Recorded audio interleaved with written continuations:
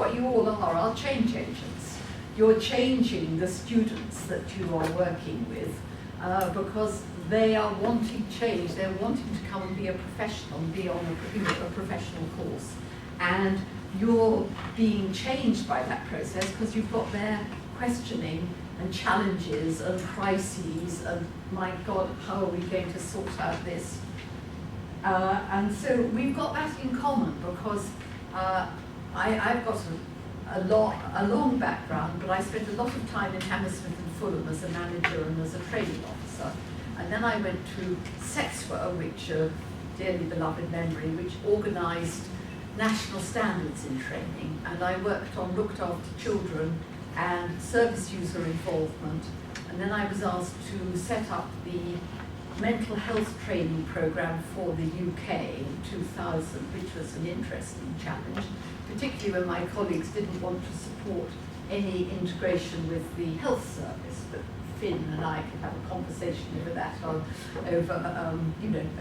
a sandwich. It was when they said they would close down SETSWA, the writing was on the wall, and I knew I needed a safe haven. I knew I wouldn't survive one of these situations you're in at the moment, of a cut and thrust and blood on the carpet and people sending you a note at 8 p.m. on Friday that they've left and won't be coming back on Monday. And I went to see an old friend. I had done an organisational consultancy course at the Tavistock earlier, about 15 years before.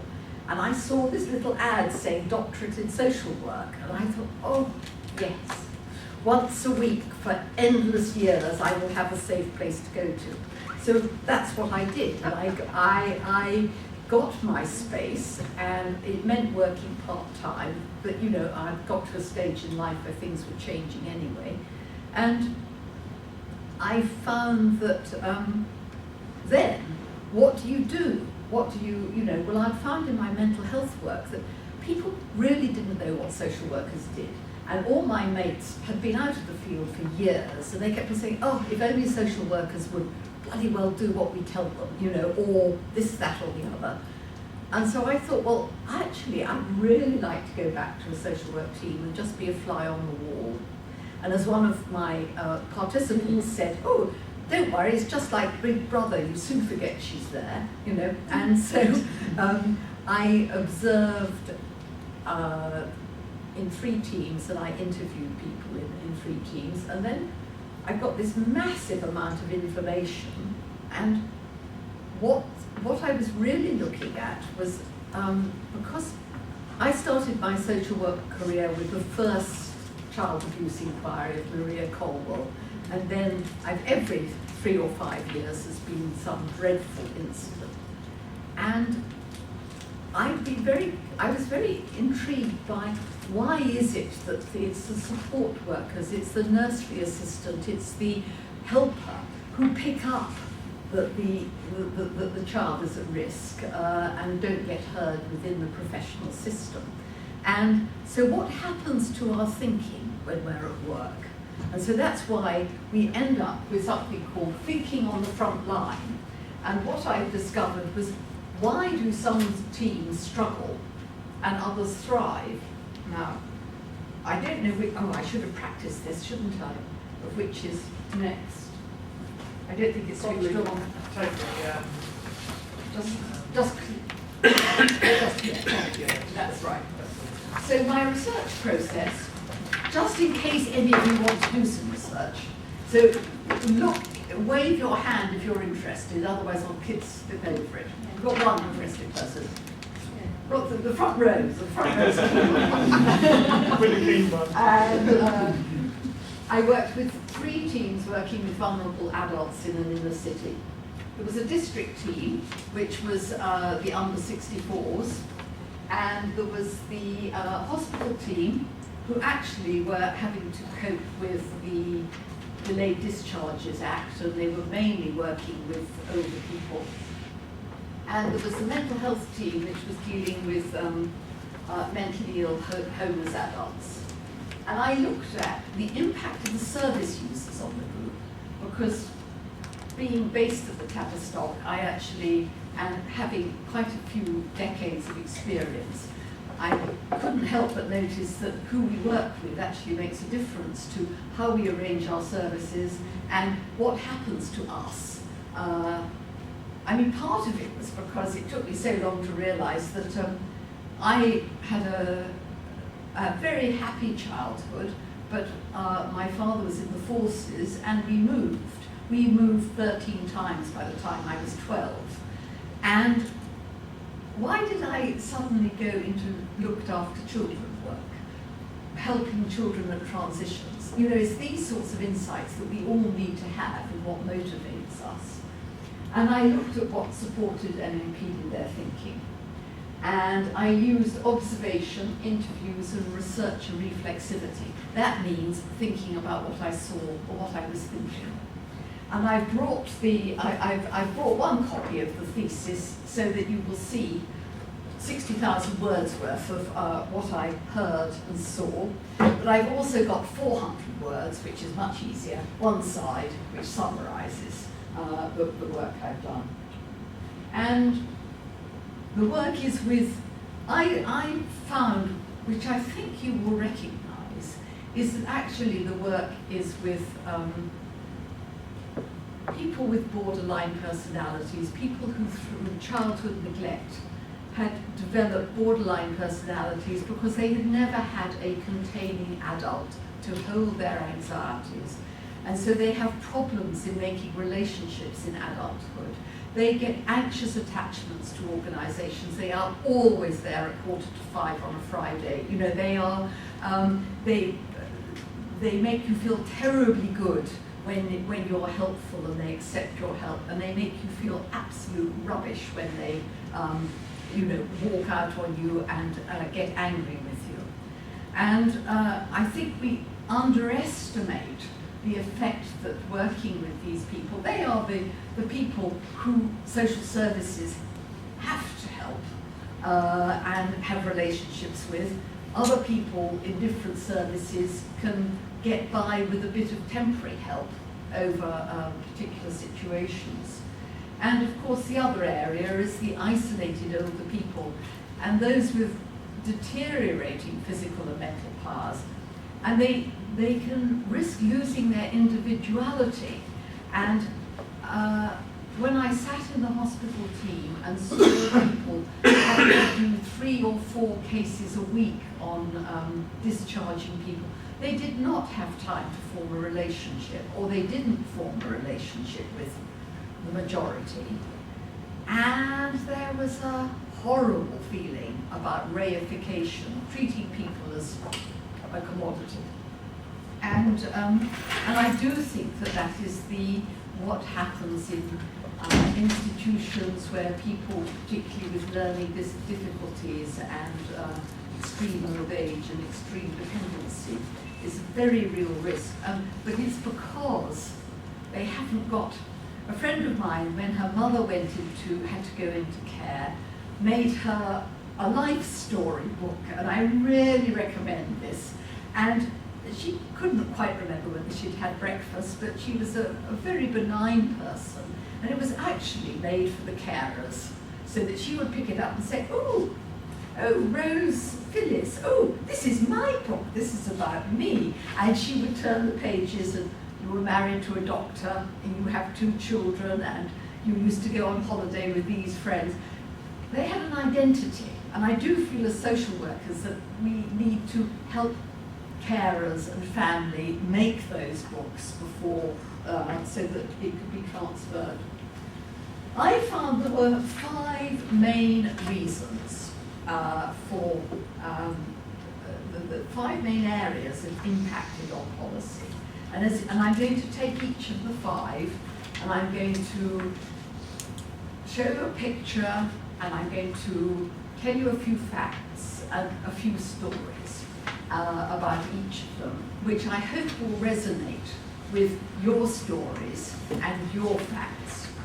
And so we'll take the first one, coherent policies. Well, we know that policies are usually introduced to support service users, but we also know that they can have unintended consequences on the team. And I will get you all afterwards, because before I began this blabber, I meant to say that I'll talk for about half an hour, and then we'll all do an individual and then a group exercise until about 12:30.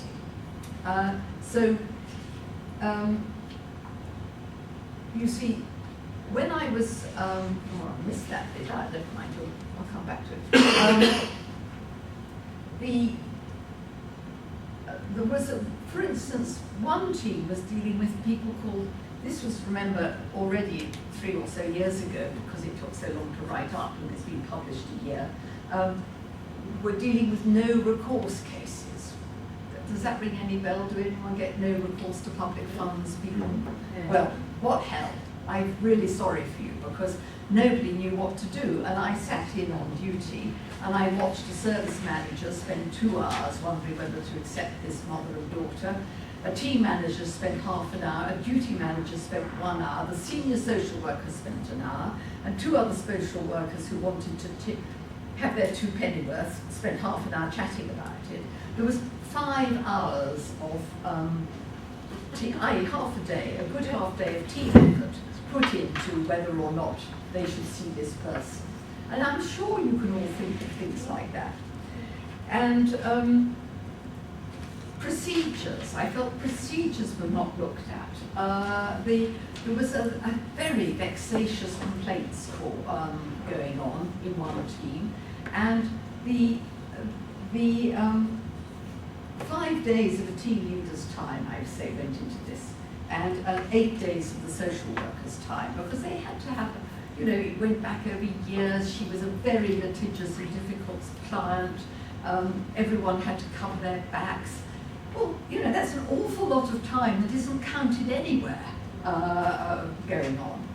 And so I think one of the things, what is the best way in your teams to give feedback? It says get, but to give feedback on policy implementation. We found that in one small area, which was direct payments, that it took about 2 years for people to get the voluntary agencies to help support the service users, to get a specialist worker who could actually support the system and tell people how to do it. And then it was working fine. But for those 2 years, it was very stressful for everybody. And I'm sure you'll have cases just like that. The other interesting, and which started me on the lecture circuit, as it were, is the fact that I found that professional development made an enormous difference to people's ability to think at work. And I found that people had moved to these teams to get support for post-qualifying training. Okay, it may have a different name now, but there is opportunities which you may not be getting, hearing from a colleague over there, of actually being able to take up further work. But it actually, it does internalize your knowledge base. It increases your expertise and it gives you confidence. And that's what you're finding by taking a student. You're already so much more focused on what you know, because you see what they don't know, what they need help with. And in the hospital team, I found that the only people who confronted the consultants were those who had a post-qualifying award or had been there a very long time. A lot of the staff had been there under 6 months, and there was a high turnover, and they were just ignored in these awful multidisciplinary meetings. And what I feel sometimes we forget is that development opportunities, they can be quite small, and they are all around. You can actually put up your hand to organize an interdisciplinary meeting. You can think about the community base and the community support you're wanting. You know your situations, I don't. But there, you know, that there are, for instance, I'm on the steering group for the Parental Mental Health and Child Welfare Network. Well, that's a mouthful. We spent an hour yesterday trying to get a better name, you know. Should it be PIC? I thought practitioners in parental mental health, you know. But we worked out that actually there are 12 people on the board. They can all do half a day a month. You know, that's another 12, that's another 6 days a month to add to the part-time. You know, people can take on things if we reframe it so we can see it. And we actually are responsible. So one of my questions for you to write down next to your slide is, when will you next give someone a development opportunity? When will you say, oh no, I can't go and present to the senior management team, but, you know, or I am going, would you like to come with me? Or you know, just helping develop other people and your colleagues. So that was the second. Now the third area was actually, which was the one I was initially most interested in, is actually mental space.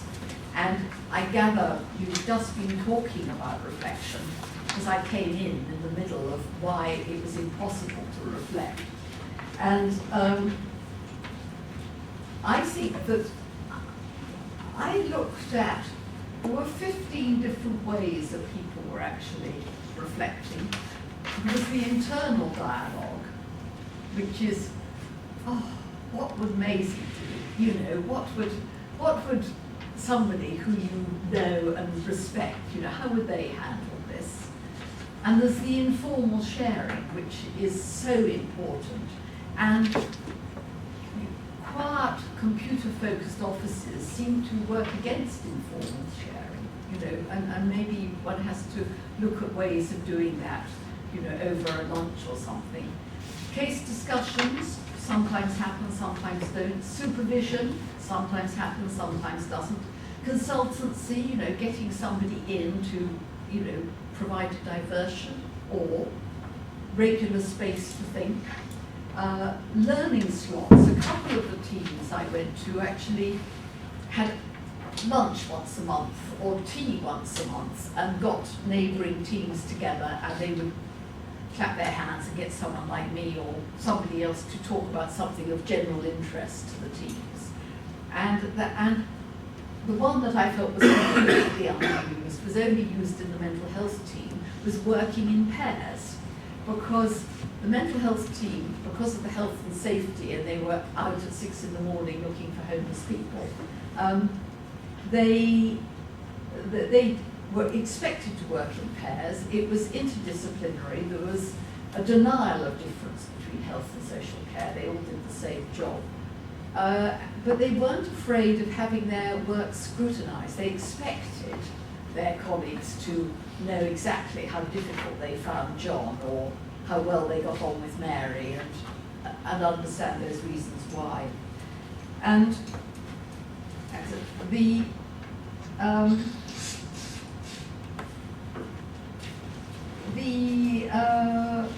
yes, and it was quite interesting because in the district team they had no allocation meetings, they had no case discussion meetings,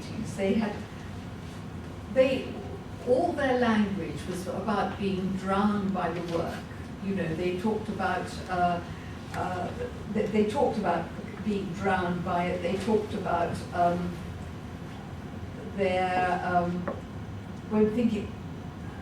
workflow, clearing the blockages, the risk of drowning in referrals, and they protected the community. But they were a dam which protected the community from all this awful facts of human nature that were going on, of, you know, sons robbing parents, and you know, or parents, you know, cheating on children, and or carers taking the money, and these things. But it actually, because they're, I think, related to the fact that their client group were failing and deteriorating, it actually took them 2 years to move the photocopier out of their office. You know, they were as incapacitated for their own environment as their clients were for their own. So that's another thing worth looking at. We come on to that point. The district team all wanted to be interviewed. And so they were my first team I went to, so I said, I was only meant to interview 6 of them in my schedule, but I thought, oh, what the hell, and interviewed anyone who wanted to be interviewed, and all 20 put their hands up.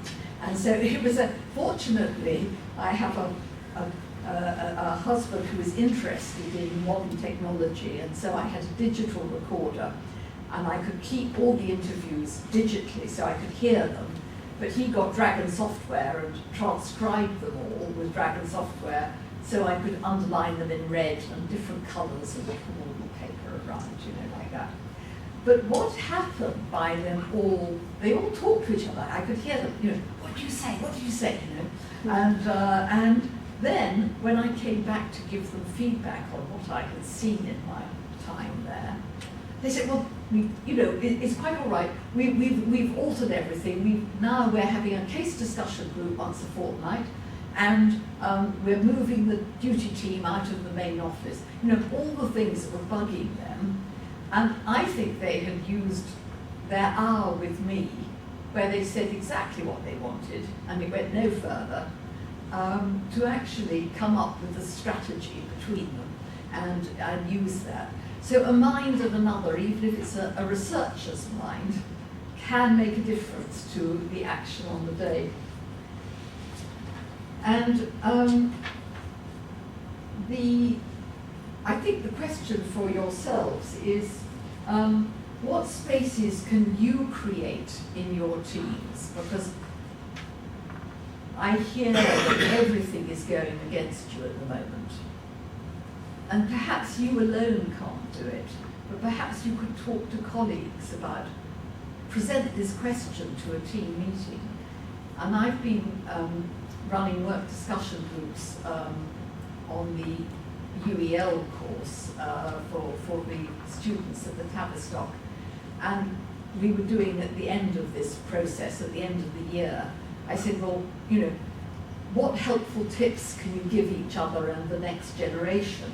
And 3 of the 7 said, oh, well, we reorganized the team meeting so that so it had case discussion included. Well, this is just the students, having to work upwards. So I think that you can all, have a think about how to create spaces for your teams.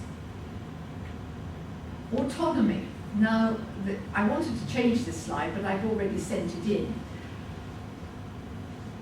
Winnicott, Donald Winnicott, who's very out of fashion now, but his wife Claire Winnicott started the childcare training courses that I did, and so her communicating with children, her idea of professional development are all based on that. He said that, I better get it right, haven't I, if I can find it. He said that creativity, that creativity is essential for the emotional well-being of people, and that compliance, lack of creativity and compliance, leads to a complete shutting down. And that's what I hear is your challenge now, is that you've been shut down by performance indicators, by centralized systems. And on one hand, you've got the social work task force and Eileen Munro saying it's going to be Liberty Hall, it's going to be set locally. You've got people like John Seddon, who's written a book, I've even bought it because I was told it was so impressive, but about how to make systems work for the office and the people using them, the service users, rather than the Department of Health or the Department for Education. And so what I want to say about autonomy is that NISRA, the National Institute of Social Work, did a very big study, and they found that social workers with autonomy were more motivated. They actually enjoyed coming into work more. And there are different ways you can do this, you know, delegating resources to small teams, but they hate it at the town hall, you know, encouraging creative partnerships, following up your good ideas, and always asking the group for solutions. You know, we are not an island, we don't have to do it all on our own. And, you know, I think it's quite, if one's got that default position, which I have, probably after all those moves, that, you know, that I've just got to hack it on my own, don't. You're part of a group. And you must realise that in the medical profession, in the hospital teams, we are now fighting. A docile workforce is a dangerous workforce. There is more danger in people doing what they're told than in arguing the toss about what they ought to be doing. And they've had to change all the training on certain airlines because the Korean airlines kept on getting fatal crashes with 200 people, you know, a run of them. And it was because the first officer could not challenge the captain, because you couldn't say that that's the wrong engine, you know, because you're brought up with deference to authority. So the bolshy reputation that social workers had in the past actually has a philosophical and theoretical foundation. And it's, for instance, the, you know, and I had one social worker who had said from her previous employee, I don't need my manager threatening disciplinary proceedings if I advocate for my client. So I gave him my notice and came back here. So, you know, people walk away with you know, with risk, but and there was no autonomy in the hospital. They had to take every single case. The manager said to me, well, I say to them as soon as they arrive, forget hand-holding, it's a conveyor belt here. And it had the highest turnover of any team, lots of able, willing people, but they got no support, and they had no autonomy, and they had very little mental space, and when I was there were 4 managers, and they all left in the 4 months I was covering the project. And so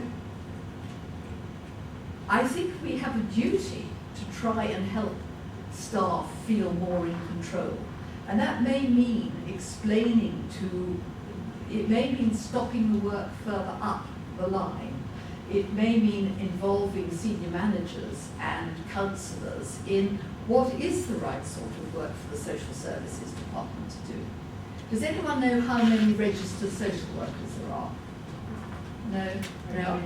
How many? 18,767. Thank you. Well, I said around between 15 and 20,000, so that was but I did want to know, because when you just see that there are 36,000 GPs and there are 18,000 social workers, I tried that out on a group of ignorant friends at the weekend, and they all thought there were, you know, it was like nurses, or hundreds of them, you know, not 18,000, you know, if you had said 180,000, they would have, you know, not made any difference to them.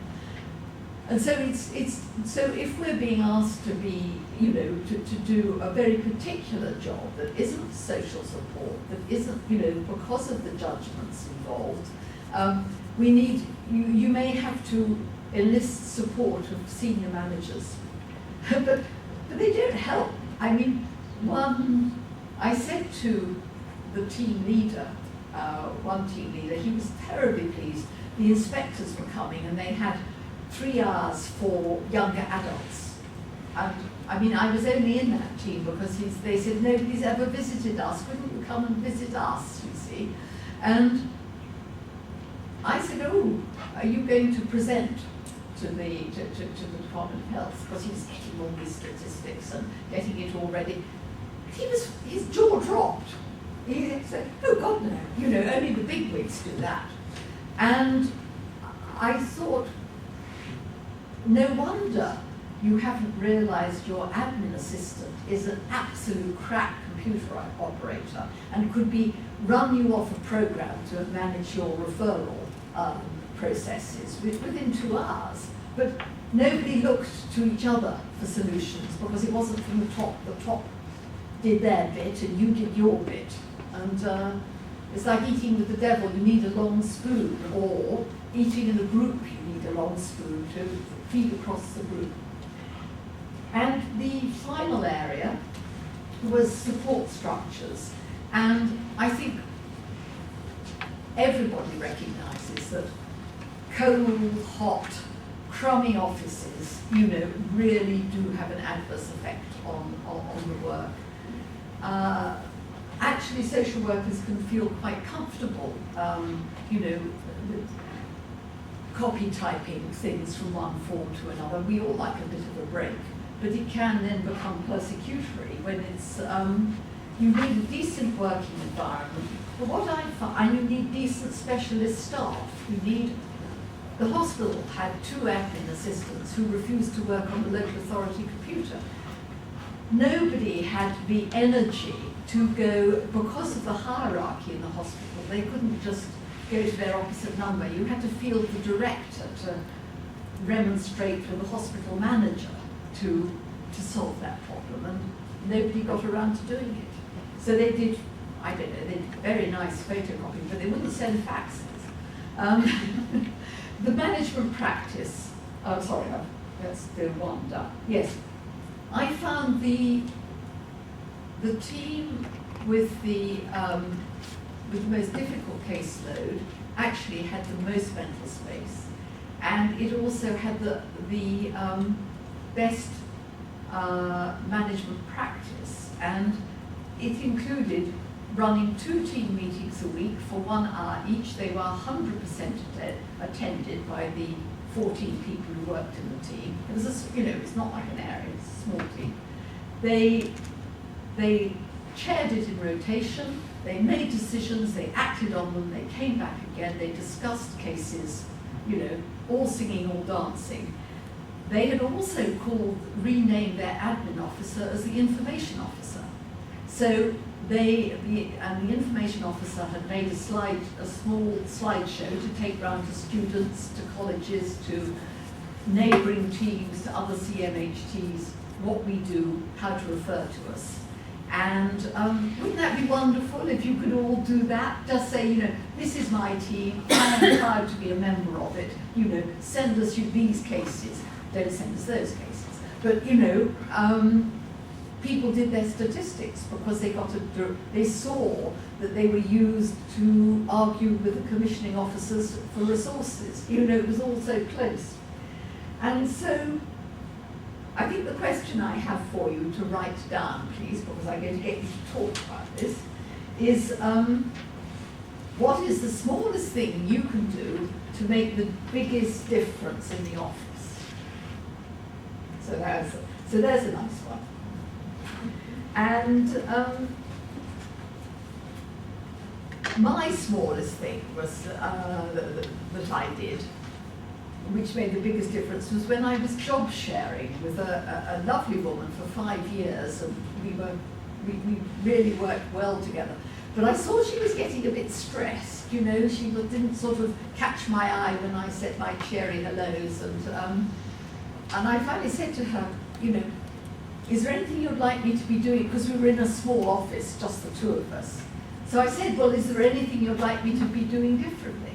And she said, oh yes, Judy, it's those carrier bags. You always arrive with 3 carrier bags, leave them in the middle of the floor, which I trip over.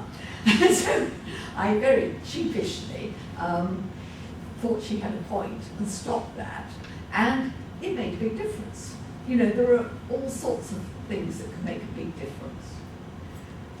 Now, oh yes, I'm going to end up with the beginning now, which is, would you like to see how the teams did? Just so it sort of, you can see there's high, medium and low. The closer you are to the edge, the better you do. And the more to the middle, the worse it is. So the district team had no coherent policies, very few, retract on that one. They were good on professional development, but of course the Children and Families team had priority for funding, so it wasn't that brilliant. They thought they had no autonomy at all, but in fact the internal management system, because you had to get permission for Meals on Wheels while you're dealing with adult protection issues, it was so insulting. But in fact they had quite a lot of leeway, and they were quite mouthy and lippy, and got assistant directors to agree to things that their immediate managers didn't. So quite a lot of autonomy. The support structures, they had a good IT chap, as I mentioned, but their office was so bad. They had 8 housing officers sitting in the middle of their open plan office who played the radio, and so they would call merrily and laugh and joke when someone was on the phone saying, well, his wife's taken a turn for the worst and they don't think she'll last the week. And you could hear the laughter in the background. You know, it was quite inappropriate and very difficult. So that's why they sort of come down there. And they had excellent support from their managers, but they didn't have time for supervision or case discussions or anything before my research, because they had to stop the flow of work, and so they were on duty all the time, so you couldn't run supervision sessions when that was going on. The hospital team, equal on professional development, you know, good middle stuff. Their policies were coherent. They may be awful, but and quite repressive on the staff, but their Delayed Discharges Act, they'd won an award as the best team in the borough because they did it so well. They talked about cases in their team meetings, so they had some common space to talk about their cases. Both teams got very good instant support from their managers, informal support, you know, on anything. But and their support structures were awful because of their, you know, lack of confrontation with the people employed to do the job, and their autonomy was zilch. And then, without being too goody-goody, the mental health team, who had had a terrible background in multiple murders on the patch, and so they had got some additional consultancy coming in there. And they had reconfigured about 3 years before I did the research to make sure. They were a specialist team, so they could always reject people for not being mentally ill enough or not being homeless enough. They believed in keeping on part-time workers so that they could staff their duty desk with people who were actually retraining as aromatherapists or psychotherapists, or one of the lot. And they were all doing, the consultant ran a master's course actually, it was quite interesting, cross-cultural mental health. So if they weren't doing another master's course, they were doing that one. So they had great autonomy. They were trusted to do the job. They had, and they had good support structures. They were the only team who didn't complain about the computer system, so I marked them up for that. And the use of the information officer, and the fact they worked in pairs a lot of the time, which if only one could do that in child protection, and you know, we'd all learn so much, and you know, you may do it in forensic work. I don't know. Do you? It's a lot of multidisciplinary work. There's lots of case discussions. Yes. Yeah. You see, and I think that brings me sort of right back to the beginning, really, and about mental space, because I took this on. I want to read you these quotes. People who said to me, well, what do you mean by thinking, for heaven's sake, Judy? You know? And I would quote Bettelheim at them. I had got his book on Freud, and which is a lovely short little book by the way, and he has his quote at the beginning: "A true comprehension requires not only an intellectual realization, but a simultaneous emotional response. Neither alone will do." It's quite interesting to think about that, and to think, well, because it's the balance, isn't it, between being overwhelmed by the emotional sort of response and forgetting the cognitive side, or being scared of the emotional response and putting that in an internal box and not looking at it and just putting it all, like one is encouraged to do by central government, putting it all in forms, you know, putting it in boxes, trying to control it.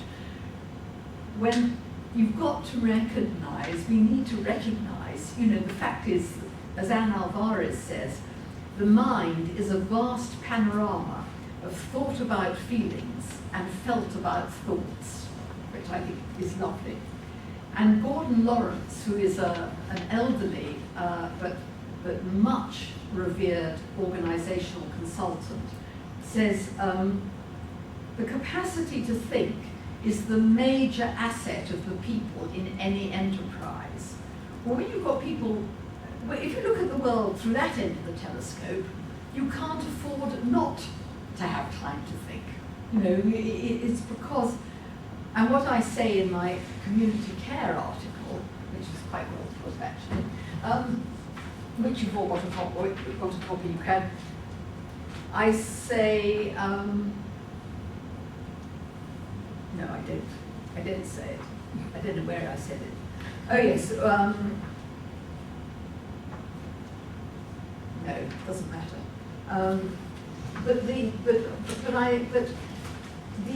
To answer, when you're working with people with personality disorders, people who are unhappy, people who are distressed, people who've just had a stroke, people whose mums or dads have just had a car accident, you know, the child who's just been diagnosed with something horrid, you're dealing with people who are emotionally upset, and they put those feelings into you. You can give it fancy names or whatever, but you all know what I'm talking about.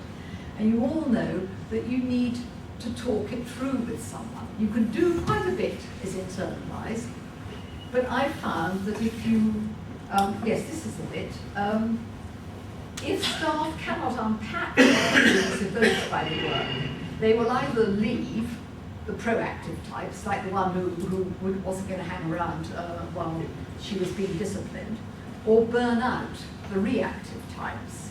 And I had one lovely person who was obviously burnt out, and she had had a horrifying incident of being chased by a client down a corridor in a home, and she was running to save her skin, and she had asked for someone to come with her, and the manager couldn't spare someone. So she had been put enormously at risk, and that was okay, but no